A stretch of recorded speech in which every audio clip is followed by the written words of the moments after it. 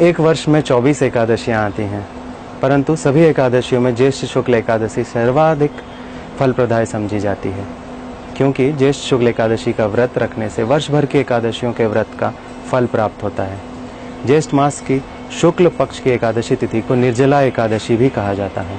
पंचांग के अनुसार वृष तथा मिथुन संक्रांति के बीच शुक्ल पक्ष की एकादशी निर्जला एकादशी कहलाती है। निर्जला अर्थात बिना जल व अन्न ग्रहण किए।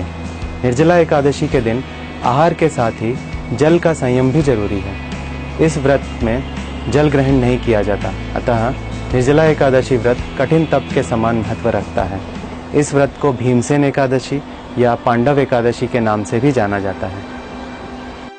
ज्येष्ठे मासी प्रयत्नेन सोपोष्याञ्जलवर्जिता स्नाने चाचमने चैव वर्जन्येनोदकं बुधः संवत्सरस्य या मध्ये एकादश्यो भवन्त्युत तासां फलम् अवाप्नोति अत्र में नास्ति संशयः।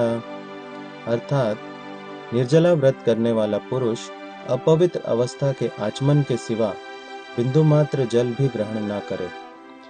यदि किसी प्रकार उपयोग में ले लिया तो उससे व्रत भंग हो जाता है। पौराणिक मतानुसार वेदव्यास जी ने पांडवों को निर्जला एकादशी व्रत का संकल्प कराया था। वेदव्यास जी के अनुसार सभी 26 एकादशियों में अन्न खाना वर्जित है। एकादशी पर सर्व पाप अन्न में बसते हैं, अतः एकादशी पर अन्न खाने से पाप के फल का भागी होना पड़ता है। भीमसेन को छोड़कर कुंती सहित चारों पांडव एकादशी व्रत का पालन करते थे। भीमसेन जी के अनुसार उनके उदर में वृक नामक अग्नि सदा प्रज्वलित रहती थी, जो कि मात्र अत्यधिक मात्रा में भोजन करके ही शांत होती थी।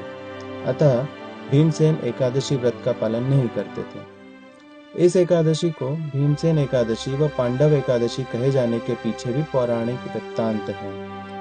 व्यास जी ने भीमसेन से कहा, यदि आप नरक को दूषित समझते हैं व आपके लिए स्वर्गलोक की प्राप्ति अभीष्ट है, तो आपको दोनों पक्षों की एकादशियों के दिन भोजन नहीं करना चाहिए। भीमसेन बोले कि मुझसे एक बार भोजन करके भी व्रत नहीं किया जा सकता, तो फिर उपवास करके मैं कैसे रह सकता हूँ। अतः मैं पूरे वर्ष भर में केवल एक ही उपवास कर सकता हूँ, जिससे स्वर्ग की प्राप्ति हो, जिसके करने से मैं कल्याण का भागी हो सकूं। ऐसा कोई एक व्रत निश्चय करके बताइए, मैं उसका यथोचित रूप से पालन करूंगा। इस पर व्यास जी ने भीमसेन को निर्जला एकादशी का वृत्तांत सुनाया, जिससे भीमसेन जी ने पूर्ण किया। इसी कारण इस एकादशी को भीमसेन एकादशी कहते हैं।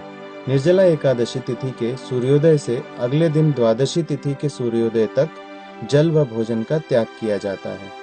इस दिन श्रील प्रभुपाद के आदेशानुसार हर भक्त को अधिक से अधिक हरे कृष्ण महामंत्र का जप तथा कीर्तन करना चाहिए। भक्तों को चाहिए कि वे इस दिन आलस्य त्याग कर अपना समय भक्तों के संग भगवान नाम श्रवण और कीर्तन में बिताएं।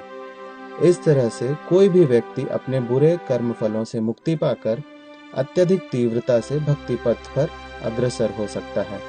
हरे कृष्ण।